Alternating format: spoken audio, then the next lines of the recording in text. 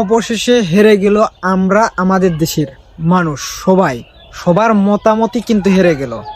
বিসিবির পরিচালক নাজমুল ইসলামকে অব্যাহতি দেওয়া হলো, সমস্ত কাজ থেকে নাজমুল ইসলামকে অব্যাহতি। আমাদের ক্রিকেট বোর্ড হচ্ছে দালালের চক্করে চলে, সবাই দালাল। ক্রিকেটের বোর্ডের যারা আছে, খেলোয়াড় টেলোয়াড় যারা আছে, সবাই ইন্ডিয়ার দালাল। যেমন হাদি হত্যার আমরা বিচার কিন্তু পাইনি এখনো, কারণ সে হাদি হত্যার খুনি কোথায় পালিয়েছে? ইন্ডিয়াতে। তাহলে ইন্ডিয়ার কথাই কিন্তু এখানে চলতেছে, সবাই ইন্ডিয়ার পা চাটতেছে ক্রিকেট বোর্ডের। তা না হলে সে তো ঠিক যুক্তিগুলোই তো তার সঠিক, সে কিভাবে অব্যাহতি পায়?